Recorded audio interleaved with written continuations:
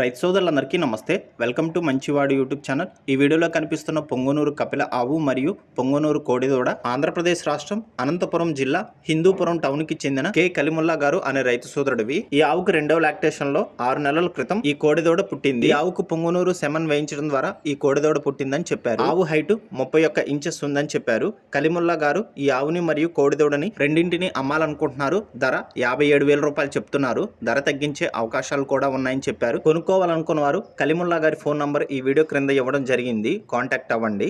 అలానే మీ దగ్గర ఉన్నటువంటి పొంగనూరు మరియు ఒంగోలు జాతి ఆవులు, ఎద్దులు, కోడిదూడలు, పందెపు ఎద్దులు, కపిల ఆవులు అమ్మకాల కోసం మన ఛానల్ని సంప్రదించండి. నా వాట్సాప్ నంబర్ 9676992250కి వీడియో తీసి పంపించండి.